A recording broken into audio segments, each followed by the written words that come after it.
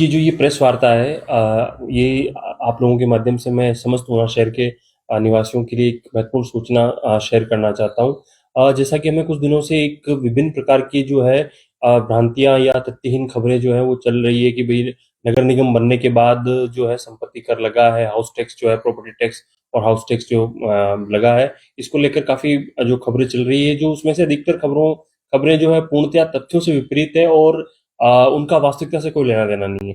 तो मैं कुछ चीजें आपके साथ क्लियर करना चाहूंगा। पहला प्रश्न लोग ये पूछ रहे हैं कि क्या नगर निगम बनने के बाद जो है प्रॉपर्टी टैक्स लगा है? तो मैं, जैसा कि मैंने प्रेस नोट के माध्यम से ही बताया है और मैं फिर से क्लियर करना चाहूंगा, पहले भी संपत्ति कर प्रॉपर्टी टैक्स लिया जाता था और पहले भी इसको लेकर जो है लोगों ने जमा भी करवाए हैं और सबसे वसूली भी होती है। नगर निगम बनने के बाद कोई नया कर नहीं लगा है। केवल जो नगर परिषद का पूर्व वाला इलाका था जिसमें संपत्ति कर पहले से लिया जा रहा था, उसी में बिल जा रहे हैं और चूंकि नगर निगम बन गई है तो अब वो बिल जो है कमिश्नर के साइन से जा रहे हैं। जबकि ये सारी जो संपत्ति कर का निर्धारण, कितनी रेट लगेगी, किस किस मकान पे लगेगी, कौन सी जो बिल्डिंग एग्जम्प्टेड रहेगी और कौन सा जो है पार्ट जो है जिसमें क्या रेट रहेगी, फैक्टर क्या रहेगा, ये सब पूर्व की नगर परिषद द्वारा ऑलरेडी तय कर दिया गया था। तो इसमें पूर्व की नगर परिषद ने 2022 में ही ये सारी जो है कार्यविधि करके यूनिट एरिया मेथड या जो स्क्वायर मीटर से रेट है, पुरानी में जो है अनुमान आधारित था कि किसी ने अपना मकान बदल दिया कि मेरा एक मकान कमरे का है तो 30 रुपए 50 रुपए के हिसाब से इस प्रकार से होता था।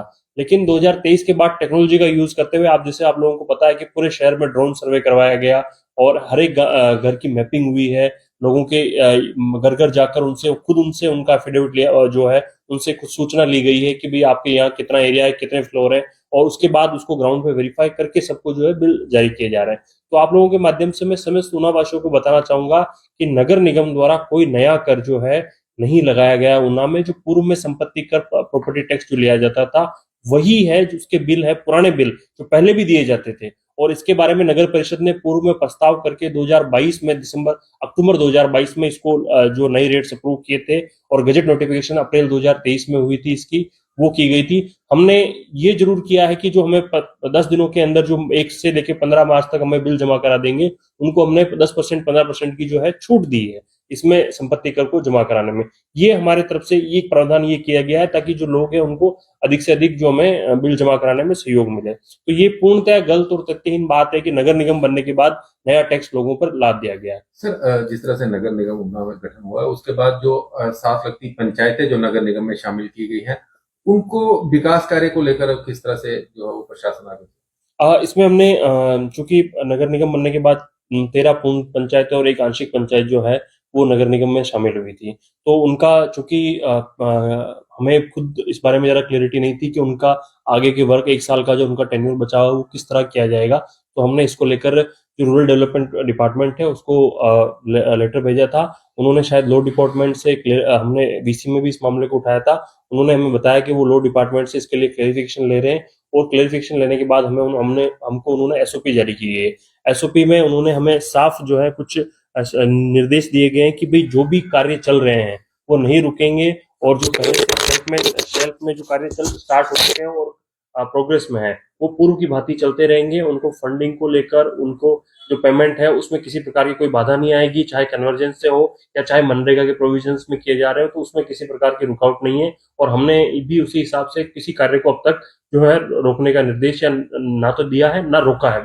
तो सारे जो पूर्व के कार्य वो चल रहे हैं। साथ ही हमारे ही पक्ष को लेकर जो शेल्फ में, पिछली शेल्फ में अप्रूव हुए थे लास्ट फाइनेंशियल ईयर की जो शेल्फ बन चुकी है, वही कार्य हैं वही किए जा सकेंगे। उसको लेकर भी हमें जो है निर्देश हमने पंचायतों को सबको दे दिया है।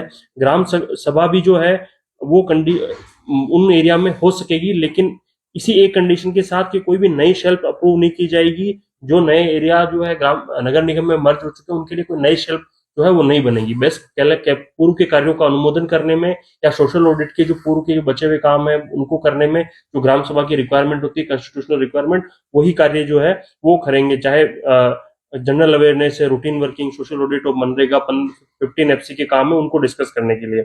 और रजिस्ट्रेशन ऑफ बर्थ और डेथ इशू और सर्टिफिकेट जो जो भी पंचायतों से सर्टिफिकेट दिए जाते हैं वो निर्बाध रूप से पंचायतों द्वारा अभी भी दिए जा रहे हैं। इसमें किसी भी व्यक्ति को अब तक ना हमें कोई शिकायत मिली है और ना ही हमारे पास कोई मसला आया है। और फिर भी हम आपके माध्यम से ये कहना चाहते हैं कि अगर कोई जैसे मैरिज या चाइल्ड बर्थ और रजिस्ट्रेशन कराना चाहता है तो उसके पास दोनों विकल्प खुले हैं। वो अपनी पंचायत में भी करवा सकता है और नगर निगम में भी आके जो करवा सकता है। और हमें बड़ी खुशी है कि लोगों में जागरूकता है, लोग हमारे पास भी आ रहे हैं और पंचायतों में भी करवा रहे हैं और उनमें किसी प्रकार की कोई जो है दिक्कत नहीं आ रही है। साथ ही जो रूटीन एक्टिविटी ऑफ पंचायत है, जैसे बिजली के बिल है, सीमेंट के बिलों का भुगतान हो गया या चौकीदारों की सैलरी है, ये सब कुछ है, ये ऑलरेडी हमने डिस्बर्स जो है टाइमली कर दिया है और उसमें किसी प्रकार का कोई इश्यू जो है अब तक बिल्कुल भी नहीं आया है। सेक्रेटरी के जो ग्राम पंचायत है उनको एक स्पेशल निर्देश जरूर इस एसओपी में दिया गया है और ये एसओपी मैं आपको शेयर भी कर दूंगा। इसमें उन्हें कहा गया है कि वो सारी पंचायत की मूवेबल और इमूवेबल प्रॉपर्टी की एक इन्वेंट्री तैयार करेंगे और ये इन्वेंट्री उपायुक्त महोदय के माध्यम से नगर निगम को जो है ट्रांसफर कर दी जाएगी। तो इसके लिए हमने प्रक्रिया जो है कदमतार शुरू कर दी है। तो ये एक चीज मैं क्लियर कर देता हूँ आप लोगों के माध्यम से, किसी भी पंचायत में कोई भी विकास कार्य नहीं रुका है, किसी की कोई पावर जो है वो सीज नहीं की गई है। केवल वही कार्य जो पूर्व में चल पड़े थे और पूरे नहीं हुए थे वो कर रहे हैं, लेकिन नए कार्य जो है जो पंचायतों के द्वारा नए कार्य जो शेल्फ में अप्रूव नहीं है या जो नहीं अनुमोदित है उनको कार्य करने पर प्रतिबंध है। बाकी पूर्व की बात जो है वो कार्य कर रही है पंचायत। सर, जिस तरह से 13 पूर्ण पंचायत और एक आंशिक पंचायत जो है इसमें शामिल की गई थी, उसके बाद और भी आवेदन जो है वो मांगे गए थे, तो क्या उस कड़ी में नगर निगम का जो दायरा है वो और बढ़ाने पर भी प्रयास किया? जैसे कुछ इलाके हैं जैसे रक्कड़ कॉलोनी, शिवालिक कॉलोनी और जो कुछ कॉलोनी के हिस्से जो है कुछ छूट गए थे या जिन लोगों का मानना था कि ये कॉलोनी का पार्ट है और ये आना चाहिए था, तो हमने आप लोगों के माध्यम से ही सूचित करके लोगों से आवेदन मांगे थे। हमें 3-4 जगह से आवेदन भी आए, हमने उनकी जांच करवाई और वो एरिया और उनके बीच में लगते हुए एरिया का हमने प्रपोजल तैयार कर दिया है और वो जो है डॉक्टर यूडी को है हमने भेज दिया है और शीघ्र ही उनको जो नगर निगम में शामिल करने की कवायद